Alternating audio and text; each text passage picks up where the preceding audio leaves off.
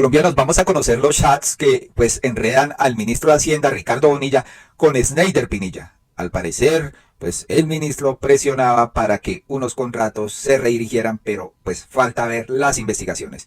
Pues resulta que la unidad investigativa de Noticias Caracol reveló los chats pues entre el ex subdirector de la Unidad Nacional de Gestión de Riesgos, Sneider Pinilla, y el ministro de Hacienda, Ricardo Bonilla. Olmedo López dijo en sus declaraciones ante la Corte Suprema de Justicia que el ministro Bonilla le pidió entregar contratos a congresistas para que votaran a favor de las reformas que el gobierno tramitaba en el legislativo. Ahora se conocen unos chats que el ex subdirector Sneider Pinilla le entregó a la justicia y que reflejan cuál sería el papel del ministro en el escándalo. Según los mensajes, el ministro de Hacienda se comunicó con Sneider Pinilla para coordinar el presunto direccionamiento de 3 contratos en los municipios de Saravena, Arauca, Cotorra, Córdoba y El Salado, Bolívar, por 92.000 millones de pesos. De acuerdo con las declaraciones de López y Pinilla, los dueños de esos contratos eran los congresistas Guadid Alberto Mansur, Karen Manrique, Liliana Esther Vitar, Juan Pablo Gallo, Julián Peinado Ramírez y Juan Diego Muñoz. ¿Pero cómo comenzó todo? Según Pinilla, todo comenzó con la expedición de una resolución con el ministro que transfirió 700.000 millones de pesos a la Unidad de Gestión de Riesgos para atender desastres. A partir de allí, desde esa cartera comenzaron a presionar para direccionar estos 3 contratos. La forma como debían direccionarse estaba especificada en un cuadro que llegó a las directivas de la Unidad Nacional de Gestión de Riesgos a través del abogado Jaime Ramírez Cobo, enlace del DAPRE con el Congreso. Además también hay unos chats que muestran cómo María Alejandra Benavides, asesora de la cartera de Hacienda, también se comunicó con Pinilla para coordinar los avances de 3 contratos. Así, la asesora le envió a Pinilla los contactos a las personas con las que iban a manejar los contratos en Saravena, Cotorra y El Salado. Esto para acelerar los trámites burocráticos. En esas comunicaciones queda claro que tenían que hacer que esos contratos de obra pública parecieran reales y no se cayeran por verse muy flojos, según lo revelado por Noticias Caracol. Una de esas cosas que hicieron para hacer más reales los contratos fue declarar calamidades en los municipios. Según el medio, estos 3 contratos no se terminaron direccionando porque el escándalo de corrupción de la Unidad Nacional de Gestión de Riesgo sale a la luz y tanto Olmedo como Sneider Pinilla renunciaron a sus cargos, ¿no? Pero vamos a conocer, por ejemplo, aquí hay unos de los chats donde supuestamente el ministro Bonilla saluda al ex subdirector pues, de la Unidad de Gestión de Riesgos, Sneider Pinilla, y le dice: buenas tardes, subdirector. Buenas tardes, doctor. ¿Cómo está? Preocupado por el destino de recursos, proyectos viabilizados, ¿no? Pero vamos a ver cuál fue el informe pues, de Noticias Caracol que presuntamente enreda al ministro de Hacienda. Buenas noches, bienvenidos a la edición central de Noticias Caracol. La unidad investigativa de Noticias Caracol tuvo acceso a los chats que le entregó a la justicia Sneider Pinilla, ex subdirector de la Unidad de Gestión de Riesgo y hoy testigo en el más grave escándalo de corrupción que salpica al gobierno de Gustavo Petro. Pues esas conversaciones revelan... Aclarar que estos contratos no se ejecutaron. También hay que aclarar que lo de los carro tanques se presentó en octubre antes de las elecciones regionales. Entonces, ¿por qué en este momento se siguió girando dinero pues a esta gente que presuntamente podría estar implicada en corrupción? Doctor, ese tema lo deben hablar con el director. Él llamó al ministro Velasco a preguntar. Pero es con el ministro de Hacienda. A él le dieron otra instrucción sobre los 700.000 que llegaron, así que debe el ministro hablar con el director. Ya le digo al ministro Bonilla, es vital este tema. Enseguida... Pues amanecerá y veremos, colombianos, si esto pues termina destapando una olla podrida. Habrá que investigar muy a fondo pues sobre qué está pasando y quiénes están implicados. Y si tienen que caer cabezas grandes, pues que caigan, señores. Pues aquí también la W Radio se pronunció frente a este hecho y se pregunta: ¿utilizaron las reservas del Tesoro Nacional para la corrupción? Escuchemos lo que dijo la W. Se gastaron las reservas del Tesoro Nacional en corrupción. Hoy en Sigue la W revelamos los documentos que prueban que el ministro de Hacienda, Ricardo Bonilla, autorizó, firmó con su puño y letra, el desembolso de 1,4 millones de pesos a la Unidad de Gestión del Riesgo, esto por petición del exdirector Olmedo López. Esta es la primera resolución que publicamos en Sigue la W. Fue el 22 de septiembre del año 2023, casualmente un mes antes de las elecciones regionales. Y esta otra es la segunda resolución que firma el ministro Ricardo Bonilla el 11 de diciembre del 2023. Ambas resoluciones tienen un valor cada una de 700.000 millones de pesos que suman en total 1,4 millones de pesos. Pues ahora todo tiene sentido. 700.000 millones de pesos coinciden perfecto con lo que denunciamos hace 2 meses. El plan documentos, que era esa oscura estrategia que armó Snyder Pinilla para entregar 700.000 millones de pesos que venían desde el Ministerio de Hacienda. ¿Cómo se gastaron esos dineros? Pues casualmente se entregaron miles de millones de pesos a dedo a contratistas, amigos de Snyder, amigos de Olmedo, y principalmente en las regiones de La Guajira, en donde fue el escándalo de los carrotanques, y también en el departamento de Santander, de donde es oriundo Snyder Pinilla. Es de aclarar que estos 1,4 billones de pesos que autoriza el Ministerio de Hacienda no hacen parte del presupuesto nacional que estaba destinado desde el año 2022 para la Unidad Nacional de Gestión del Riesgo. Eso quiere decir que son recursos adicionales de esas reservas que tenemos los colombianos. Y la cereza del pastel, el director de Gestión de Riesgo, Carlos Carrillo, no encontró un solo peso de esa distribución de recursos que hizo el ministro de Hacienda. Gravísimo esto. Amanecerá y veremos, y pues esperaremos las investigaciones por parte de la Corte Suprema y de la Fiscalía, ¿no? Julio Sánchez Cristo dice acá: con el agua al cuello, Colombia. Si la justicia comprueba la relación del ministro de Hacienda con el escándalo ya de billones de pesos de la unidad de riesgo, dinero para atender desastres que supuestamente hacen parte de una penosa cadena de corrupción, si el ministro no logra desmontar las pruebas, quedaremos en el peor de los mundos. Y aún más, descalificados. Eso es lo que toca esperar por parte de la Fiscalía y la Justicia, ¿no? Gustavo Bolívar salió en defensa del ministro y dice: hay que investigar cada declaración del confeso Ampón Olmedo López, que caiga el que tenga que caer. Pero hay una que no me cabe en la cabeza: la participación del ministro de Hacienda, Ricardo Bonilla, en el entramado de corrupción. A lo largo de su carrera, el ministro Bonilla ha demostrado ser un hombre íntegro y ético. Si los hechos dicen lo contrario, me tendré que retractar, pero quienes lo conocemos sabemos de su honestidad. Esperaremos, señores. Uno no mete la mano al fuego por la gente, pero pues simplemente hay que llegar al fondo de las cosas y que tenga el que tenga que caer. Ricardo Bonilla se pronunció con solo un tuit, no ha dicho nada más, pero pues no sé si debe salir de esta cartera o pues para defenderse, ¿no? Y que nombren a otra persona. Aquí dice él: afrontaré con respeto por la justicia cualquier examen sobre mis actos oficiales. Mi inocencia, más allá de cualquier sombra de duda, prevalecerá con pruebas y argumentos que aportará mi equipo jurídico, sin distraerme de mis verdaderas obligaciones, dice el ministro, señores. Por otro lado, hay un caso muy grave también sobre este escándalo de la unidad de riesgo. Quieren tapar, señores, quieren ser intocables lo que es Andrés Calle y el señor Iván Name, presuntamente implicados en este caso de corrupción, uno como presidente de la Cámara y otro como presidente del Senado, y se trata de que se robaron una memoria de 2 portátiles asignados a la asesora de Sandra Ortiz, señores. ¿Recuerdan? La de Alianza Verde, la que era la delegada para las regiones, que era la mensajera que llevó este dinero supuestamente a Iván Name. Pues sí, señores, se perdió. Se trata de un disco duro y una memoria de 2 computadores portátiles asignados a la oficina de la ex alta consejera de regiones Sandra Ortiz, implicada en este escándalo de corrupción que anda muy callada, señores. Hasta la misma presidencia pues alertó y sacó un comunicado. Pero escuchemos el informe y nos preguntamos: ¿por qué la Fiscalía General, a partir de investigaciones desde marzo del 2024, no ordenó cadena de custodia de los computadores y memorias de la Consejería para las Regiones a cargo de Sandra Ortiz? ¿Por qué se perdió un disco duro y una memoria con pruebas contra el rastrojo Iván Name?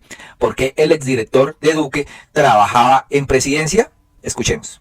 ¿Qué tiene que ver, Diana, precisamente con este escándalo? Sí, Gustavo, Caracol Radio pudo establecer que el equipo de la Oficina de Tecnologías y Sistemas de Información de la Presidencia de la República, que encabeza René Guarín, confirmó que fueron robados 2 discos duros y las memorias de 2 computadores portátiles que habían sido asignados a la oficina de la exalta consejera de regiones Sandra Ortiz. Estos computadores estaban asignados a 2 contratistas de esta alta consejera que, recordemos, Gustavo, ha sido señalada por Olmedo López y Snyder Pinilla de ser una de las fichas claves en este escándalo de corrupción. Ellos dijeron que era la persona encargada de llevar un maletín con dinero al presidente del Senado, Iván Name, precisamente para comprar congresistas, como usted lo manifestó. ¿De quiénes eran estos portátiles, los computadores? Según los datos que reposan en la Alta Consejería para las Regiones, estos computadores estaban bajo la responsabilidad de la funcionaria Dana Estefanía Cortés y habían sido asignados a los contratistas Ricardo Castiblanco Ramírez y Diana Carolina Durán Ortiz. Le voy a contar quiénes son estas personas, Gustavo. Ricardo Castiblanco Ramírez es economista muy reconocido porque fue director de la Fidu Previsora desde agosto del 2021 en el gobierno de Iván Duque hasta enero del 2023. Castiblanco trabajó como asesor de Sandra Ortiz entre agosto del 2023 y mayo del 2024, cuando tuvo que salir de la entidad tras todo este escándalo de gestión de riesgo. Él era la persona encargada de preparar toda la información que la alta consejera de regiones, Ortiz, debía presentar en los consejos de ministros y era el encargado de hacer los seguimientos del cumplimiento de los compromisos que hacía el presidente Petro en cada una de las regiones que visitaba. A ver, usted dice fiduprevisora. ¿Esa no es también la entidad que se comentó se le había entregado al congresista de la U, el señor Carrillo, Wilmer Carrillo, de la Comisión de Acusaciones, a cambio de apoyo a las reformas del gobierno? Sí, señor, esa es la entidad que estaba en el ojo del huracán por ser precisamente señalada de ser el pago de estos apoyos al gobierno, pero hay que hacer una claridad. Este asesor, Ricardo Castiblanco, fue el director de la fiduprevisora hasta enero del 2023, a quien señalan hoy de haber sido cuota del congresista Carrillo, a John Mauricio Marín, que fue quien lo sucedió en ese cargo y que luego salió con todo este despelote de la prestación del servicio de salud del magisterio. Nos interesa y a la audiencia saber bien quién es Diana Carolina Durán Ortiz. Ella es abogada, trabajó también en la alta consejería para las regiones durante 6 meses y era la persona encargada de coordinar el equipo que hacía todo el seguimiento al cumplimiento de las sentencias en contra de la presidencia. Ella también salió en mayo tras todo este escándalo. Pues me muero de la curiosidad, ¿cómo se explican ellos que se han perdido las memorias de sus computadores? Mire, Gustavo, Ricardo Castiblanco es enfático en afirmar que jamás tuvo un computador portátil asignado a su cargo y que desconocía completamente esta investigación. Él dice que solo tuvo un computador de escritorio y que por un corto tiempo recibió un portátil de otro contratista, pero que luego lo devolvió. Además afirma que cuando salió de la entidad de mayo, la misma Consejería de Regiones le entregó un paz y salvo donde consta que todos los equipos a su nombre fueron entregados pues a conformidad. Diana Durán afirma que ella sí tenía conocimiento, que le informaron el martes de esta semana de la pérdida del disco duro y que le resultó muy extraño que después de mes y medio de haber entregado los equipos a su cargo le informen ahora que no hay un disco duro. Al igual que Ricardo Castiblanco, ella tiene el paz y salvo de Recursos Humanos donde consta que entregó todos los equipos cuando salió de esta entidad. Es que la fiduprevisora pues es la que paga los contratos de la unidad, es decir, el girador, la chequera. ¿Estos hechos ya los conoce la Fiscalía, Daniela Saray? Estos hechos ya fueron puestos en conocimiento de la nueva alta consejera de regiones, Luz María Múnera, desde el pasado 10 de julio por el mismo René Guarín. Sin embargo, Gustavo, no han sido denunciados ante la Fiscalía a pesar de la gravedad de esta situación. Y le cuento que esto tiene bien molestos a funcionarios dentro del mismo gobierno que quieren de verdad que se llegue al fondo de todo lo que pasó en este asunto. Pero si es uno de los temas más delicados del gobierno, que tiene en jaque la gobernabilidad del presidente, el hecho de poder sacar adelante las próximas reformas, ¿por qué no han denunciado? Le pregunté a René Guarín, que es la persona que hace este informe, el jefe de informática, y mire que fue hasta cómico cómo me respondió cuando yo me presenté como periodista de 6 AM y le dije que quería preguntarle por la desaparición de estas memorias de los computadores de presidencia. Él me respondió bastante molesto que si acaso yo era la fiscal que estaba investigando el caso para que él tuviera que responderme. Cuando le dije que precisamente lo que quería preguntar era por qué no había puesto en conocimiento de la Fiscalía estos hechos, me respondió, por favor, comuníquese con la fuente que le entregó la información, que yo no estoy autorizado para hablar del tema. Complicado el tema, sin embargo, pues Presidencia confirmó este robo. Señalaron también que se encuentran analizando la información recopilada para iniciar acciones en las entidades pertinentes y verificar lo ocurrido. Ellos sacaron un comunicado hoy, 18 de julio, diciendo lo siguiente: frente a la pérdida de datos de 2 computadores asignados a la Consejería Presidencial para las regiones, la Presidencia de la República se permite informar. Primero, en días pasados, durante la entrega a la nueva administración de la Consejería de Regiones, se recibieron 2 computadores incompletos, uno sin disco duro y otro sin memoria, asignados a congresistas del equipo de esta dependencia. Segundo, desde que se tuvo conocimiento del hecho, se han puesto en marcha todos los procedimientos de control interno administrativo pertenecientes para verificar lo ocurrido. Tercero, el área de sistemas del despacho de presidencia está revisando la información recopilada y está a la espera de avances para que en este caso sea necesario proceder con acciones conforme a la ley y dar curso a las entidades pertinentes. Cuarto, cualquier hallazgo de interés público que se conforme como resultado de este caso será comunicado de inmediato a las autoridades competentes. Es decir, se perdió información, no quieren que se comprometa al señor Iván Name en todo este entramado. Grave esto, señores, grave esto. Por otro lado, la Fiscalía confirmó que las audiencias de imputación de cargos, pues a Sneider Pinilla, a un contratista y a Olmedo López, se realizarán públicamente. Y estas se llevarán a cabo el 25 de julio ante un juzgado de control de garantías. La Fiscalía General de la Nación revelará los resultados parciales de la investigación sobre el entramado de corrupción de la Unidad Nacional de Gestión de Riesgos, que impactó la contratación de suministro de agua potable en La Guajira y múltiples obras de mitigación en Córdoba, Valle del Cauca, Sucre, Bolívar y Nariño, señores. Sin embargo, Vicky Ávila nunca es suficiente en lo que dice la Fiscalía y quiso presionar a la fiscal Luz Adriana Camargo, que hace su trabajo, ¿no? Dice ella, tengo que preguntarle esto a la fiscal Luz Adriana Camargo. La fiscalía está protegiendo a los ministros y a otros altos funcionarios de Petro que han sido salpicados por el escándalo de corrupción de la Unidad Nacional de Gestión de Riesgos. ¿Por qué la fiscal Camargo no ha dicho una sola palabra sobre las graves acusaciones que han hecho Olmedo López y Sneider Pinilla contra estos altos funcionarios del presidente que la nominó? Pues porque están esperando las investigaciones, señora. Ella no puede salir a decir, sí, el ministro de Hacienda es culpable. Hay que hacer una indagación, hay que hacer una investigación a fondo. Sin embargo, la señora quiere que se den los resultados ya, ¿no? La Fiscalía de Luz Adriana Camargo está en la obligación de informar a los colombianos sobre este particular. ¿Hay algún compromiso de Camargo con Petro para salvar los ministros y otros altos funcionarios? Pregunta ella. Escuchemos qué dijo. La pregunta que uno le hace a la fiscal Luz Adriana Camargo es por qué en 6 días, cuando ha emitido 2 comunicados su fiscalía sobre el escándalo de la UNG-RD, no ha dicho ni una sola palabra sobre los ministros y otros altos funcionarios del gobierno Petro que han sido salpicados en medio de este escándalo de corrupción. Y viene la suspicacia, y es, ¿será que la fiscalía de Camargo quiere proteger a estos altos funcionarios del presidente Gustavo Petro? Sí, bueno, señora. Recuerden ustedes que Olmedo López habló del cónclave, esa reunión de alto poder, donde según él asistían varios ministros y donde se planeaba toda la estrategia para activar la maquinaria de corrupción, de compra de congresistas para pasar las reformas en el Congreso de la República. A esa reunión, según Olmedo López, asistían Luis Fernando Velasco, quien era el ministro del Interior, ya hoy no está en el gobierno, Ricardo Bonilla, hoy ministro de Hacienda, el hoy director de la DNI que estaba en el DAPRE, Carlos Ramón González. A ellos los mencionó con nombre propio y dijo que en ese cónclave se planeaba toda la estrategia y luego a él le daban las órdenes que él materializaba a través de Sneider Pinilla. Un montón de dinero, miles y miles de millones de pesos. Y entonces la pregunta es la siguiente. ¿Qué ha pasado con ellos? ¿Por qué la fiscalía no se pronuncia? Lo cierto es que no hay que dejarse engañar. La fiscalía, por lo menos públicamente, no ha contado nada de lo que ha hecho, si es que ha hecho, en esta investigación de la UNG-RD. Y les digo por qué. Porque en lo que ha comunicado, claro, dijo que va a imputar cargos a Olmedo López y a Sneider Pinilla. Es obvio, si ellos hasta se autoincriminaron. Ahora están pendientes desde un principio de oportunidad que no se sabe si les van a hacer conejo, pero que han contado cosas, que han colaborado. Eso pudimos verlo en el testimonio que presentó Ricardo Calderón en Noticias Caracol en las últimas horas sobre la declaración de Olmedo López en la Corte Suprema de Justicia. Y entonces, ¿por qué no pasa nada con los ministros? Ahora, la Fiscalía mostró como gran logro compulsar copias contra 9 congresistas ante la Corte Suprema de Justicia. También era obvio. ¿Por qué? Porque la Fiscalía no es competente, porque ellos tienen fuero. ¿Qué hizo la Fiscalía? Aquí mencionaron a estos señores, ustedes señores magistrados, miren a ver si hay que investigar o no.